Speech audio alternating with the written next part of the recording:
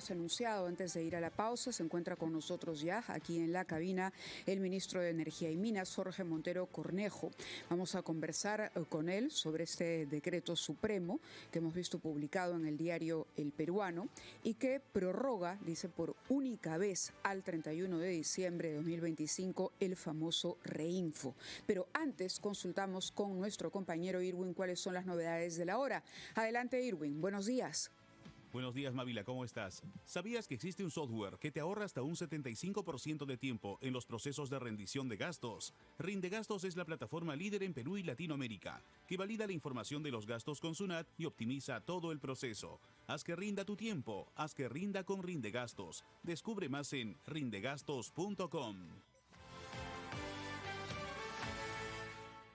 Ahora sí conversamos con el ministro de Energía y Minas, señor Jorge Montero. El día de hoy ha aparecido en El Peruano la publicación de un decreto supremo firmado por la presidenta y por el ministro Montero. El día de ayer, 29 de junio, no sé si algo que ver con San Pedro, pero escogieron el día domingo 29 para publicar este decreto supremo.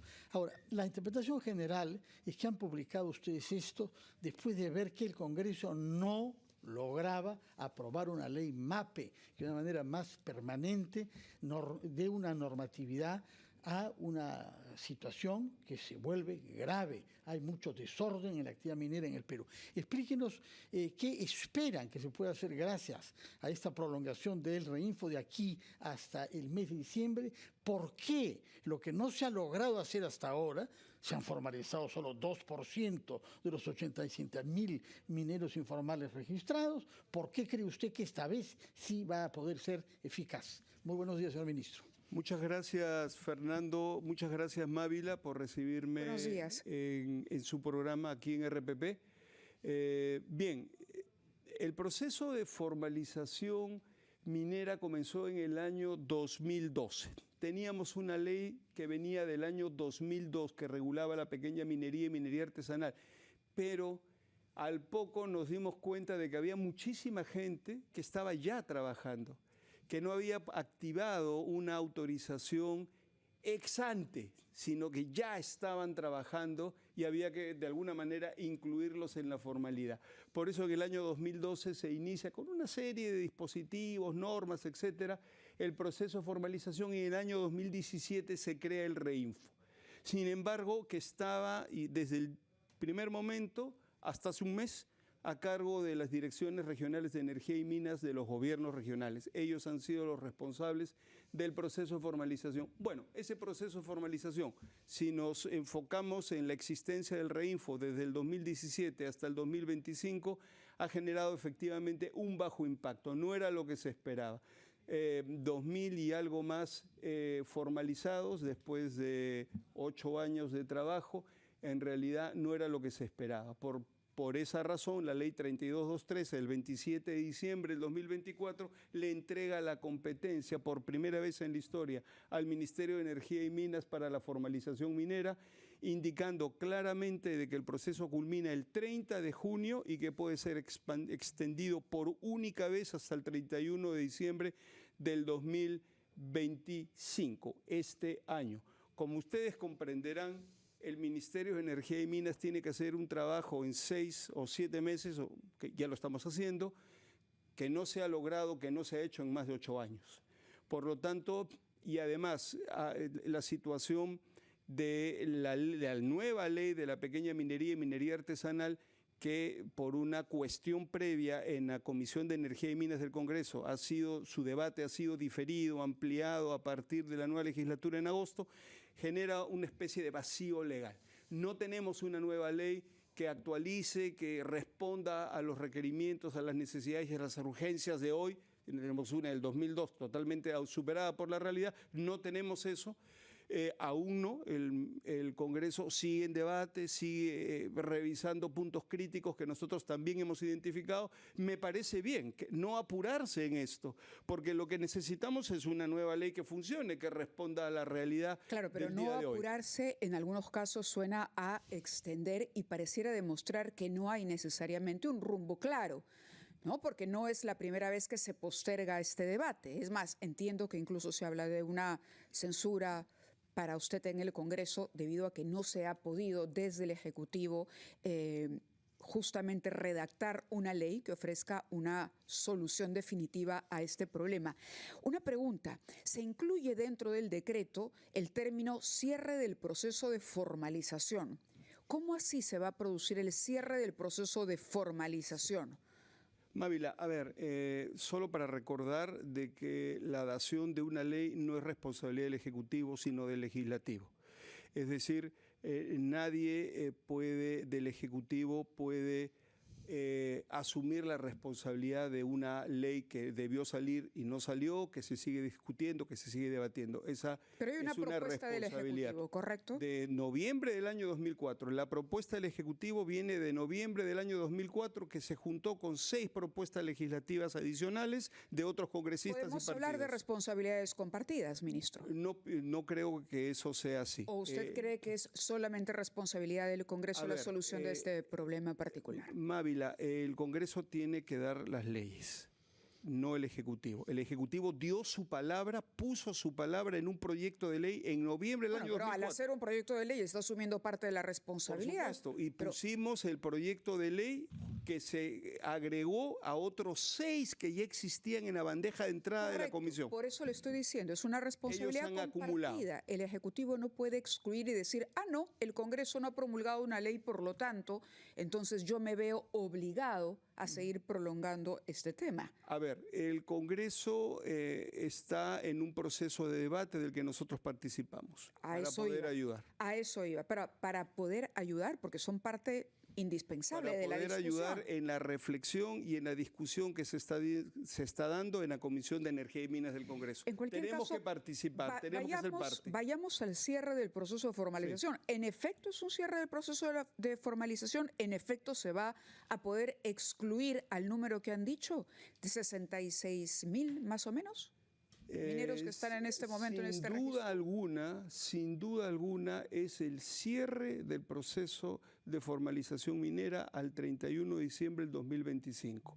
Nosotros estamos tomando las precauciones para que todos los registros que puedan continuar en su proceso de formalización, porque cumplen las indicaciones que hemos dado, estar en condición de vigentes, por un lado, y por otro lado, si están en condición de suspendidos no más de un año, ellos continuarán su proceso de formalización hasta el 31 de diciembre, fecha en que culmina, sin lugar a duda, el proceso de formalización en todo el Perú. ¿Y qué va a pasar si para entonces, a fin de este año, dentro de 6 meses exactamente, la mayor parte de los que están en las listas del Reinfo no se han formalizado? Nosotros estamos seguros de que va a ser una situación diferente, totalmente diferente a la que señalas. Nosotros pensamos que los registros que continúen con su proceso de formalización a fin de año van a estar mayoritariamente formalizados por varias razones. Una es que por lo menos unos 3.500 están muy cercanos a la formalización por el hecho de que son titulares de las concesiones o tienen contratos vigentes de explotación. Eso es el 5%. Eso es aproximadamente 3.500 registros. Luego también tenemos un número significativo de registros que están en áreas no concesionadas.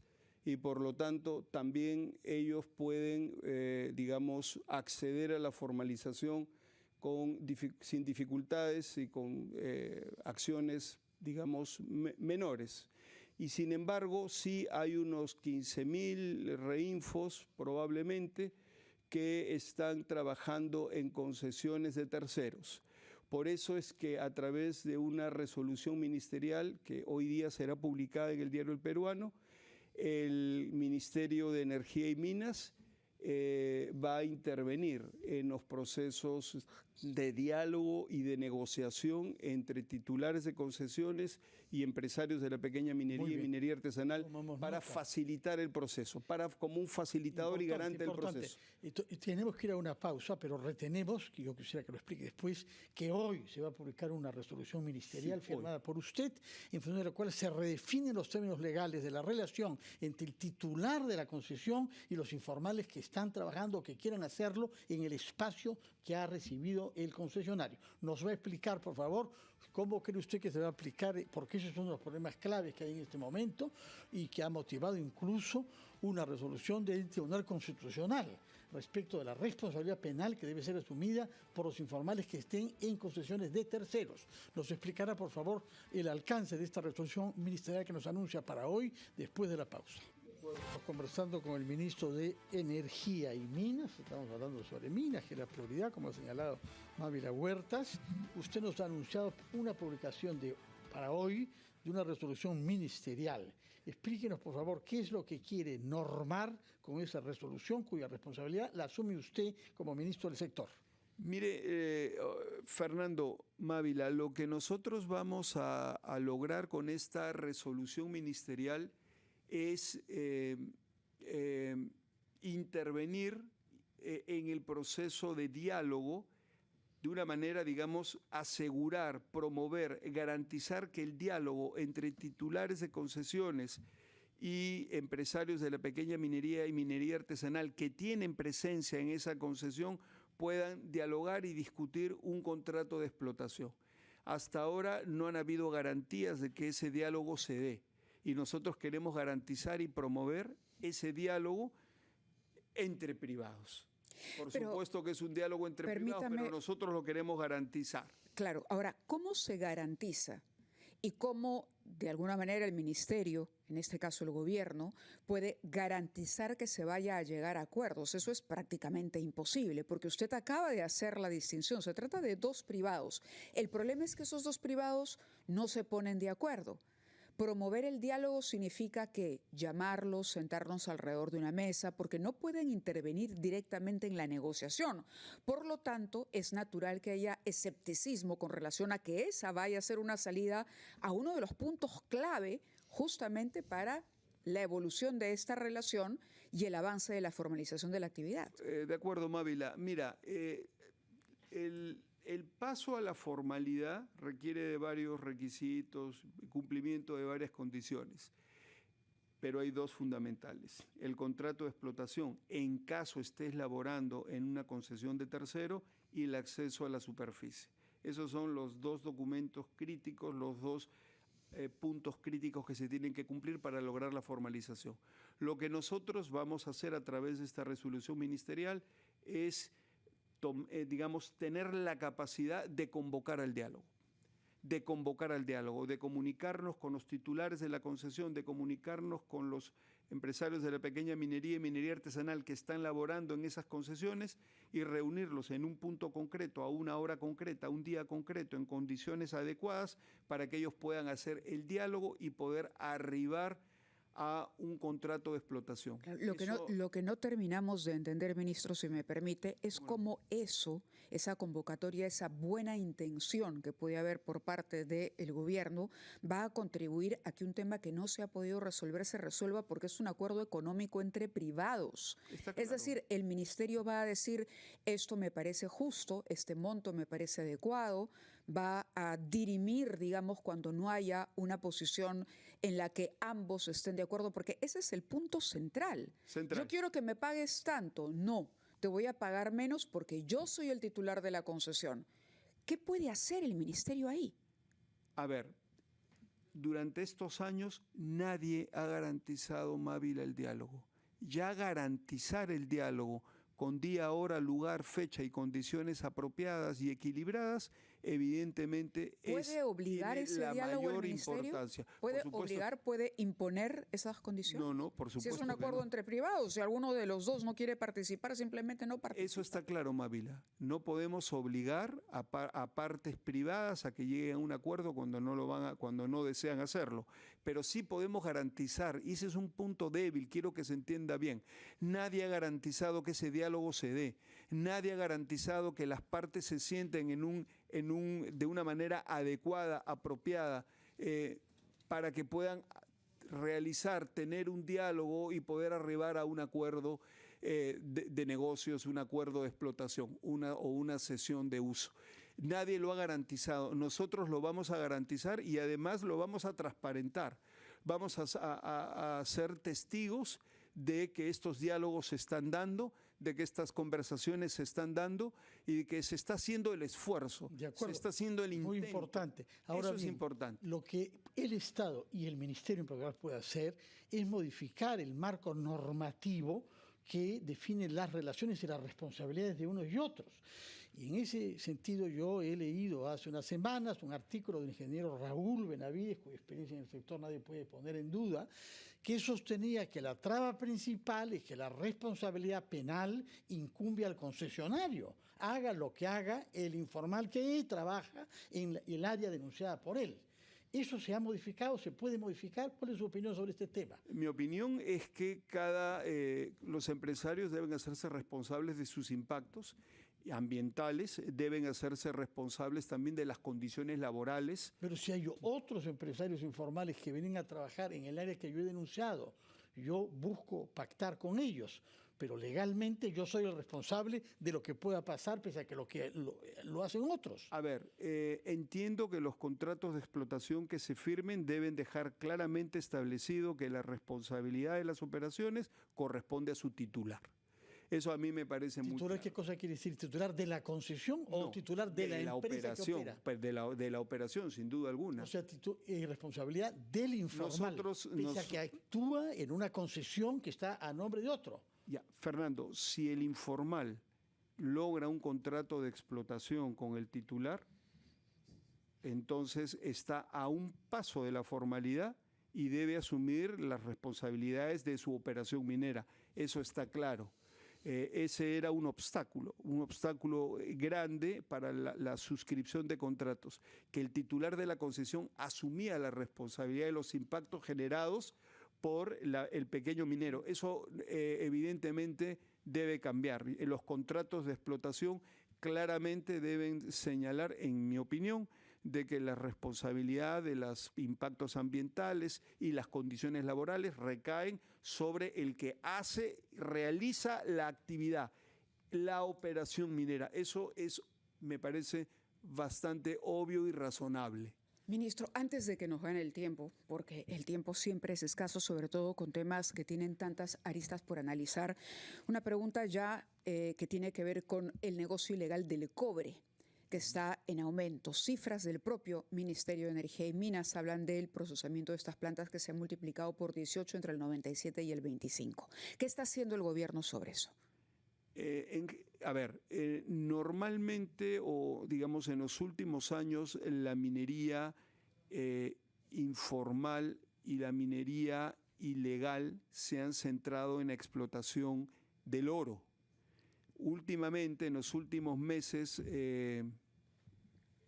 ahora hay un interés creciente por el cobre, por las altas cotizaciones que está alcanzando este mineral. Por lo tanto, hay algunos territorios que están siendo afectados por la minería ilegal que está buscando. Cusco, Apurímac, Bambas. Cusco, son zonas donde la minería ilegal ya está operando sobre el cobre. Y eso nos preocupa sobremanera, porque el cobre es el metal de la transición energética. El Perú es el segundo productor mundial de cobre. Tercero, creo que hemos retrocedido. Ahora ya no, hemos vuelto al segundo lugar porque la operación se detuvo. La operación en el Congo se detuvo por problemas climáticos. Pero bueno, correcto, ahí estamos entre la segundo y tercer lugar. O quienes ya han denunciado son entre 120 y 200 los camiones que transportan mineral de origen ilegal diariamente en el corredor minero del sur. ¿Qué está haciendo el gobierno? El gobierno está totalmente comprometido en la lucha contra la minería ilegal. ¿Cómo? en la lucha contra la minería ilegal en la zona de Patás. Eso es evidente, estamos actuando, interdictando, hemos creado también una mesa de desarrollo sostenible para reconstruir tejido social en la provincia de Patás y que el fenómeno de la ilegalidad no regrese a ese estamos territorio. Hablando del corredor minero del sur. Ahora, en el corredor minero del sur, efectivamente, estamos evaluando la situación para realizar las interdicciones que correspondan a la minería ilegal que está aprovechando zonas y concesiones que tienen cobre. Y eso, reitero, es una preocupación del gobierno, Mávila. No es una preocupación solamente del Ministerio de Energía y Minas. El Consejo de Ministros, el primer ministro, la señora Presidenta de la República están muy atentos y muy informados de esta situación. Es una buena noticia. La pregunta apuntaba no solo porque entendemos que la preocupación está, pero con la preocupación no se van a solucionar los problemas. La pregunta tenía que ver con acciones formales que hayan tomado desde el gobierno, y no nos referimos solo al ministerio que usted preside, sí, claro, sino evidentemente a la coordinación que tiene que haber, por ejemplo, con el sector interior. Eso es, digamos, por sentido común. Por ahí quiero ser claro, Mávila, en ese punto. Se van a realizar las interdicciones correspondientes en todos los territorios donde la minería ilegal esté operando oro y cobre, fundamentalmente. Se van a realizar las interdicciones, tenemos un combate frontal contra la minería ilegal, tenemos un compromiso de formalizar a los registros que continúen con su formalización al 31 de diciembre del 2025. Bueno, no hay marcha atrás en ninguno de los compromisos y le vamos a interrogar sobre ellos. Para terminar con una nota final rápidamente en 30 segundos. ¿Cómo no? Toda esta situación genera dificultades para invertir en el Perú, porque genera temor esta minería ilegal y las sutilezas jurídicas del marco normativo. ¿Hay inversiones importantes en perspectiva? Porque lamentablemente vemos que sí hay en países como Chile y Argentina. Sí, hay inversiones importantes, se han reactivado inversiones por más de 1.200 millones de dólares en exploración. Eso es importante, más o menos el 25-30% de esas inversiones son de capital peruano y eso es importante también saberlo. Por otro lado, hay el interés de empresas mineras en desarrollar sus proyectos, Pampa de Pongo, Zafranal, los Chancas, ampliación. ¿Vamos a tener noticias concretas sobre eso? Yanacocha Sulfuros. ¿En los meses próximos? Sí, bueno, por supuesto, estamos monitoreando eso. Queda invitado cuando se concreten esos proyectos. Y queda pendiente el tema petrolero y el tema de energía, que no hemos podido hablar hoy, porque el tema de la minería, naturalmente. Y la electrificación rural. Solamente para terminar, 30 segundos. Yo quiero hacer una invocación a los pequeños mineros de la minería a pequeña escala y minería artesanal que tengan confianza en su gobierno, que tengan confianza en el compromiso de este gobierno de llevarlos, de impulsar su formalización al 31 de diciembre del año 2025 conforme a las normas vigentes. Vamos a intervenir en los contratos de explotación, convocándolos, garantizándolo y también darle seguridad a la gran minería y a la mediana minería de que ellos van a continuar con sus operaciones, van a continuar con sus exploraciones en el marco del Estado de Derecho y la paz que garantiza sus inversiones. Tomamos nota de todos los compromisos, comenzando con la publicación de la resolución ministerial el día de hoy. Así que, por favor, tomemos contacto para que regrese usted cuando haya noticias concretas sobre inversiones y sobre medidas sobre las que le ha preguntado con mucha precisión Mávila Huerta. Señor Montero, ministro de Energía y Minas, muchas gracias y muy buenos días. Muchas gracias,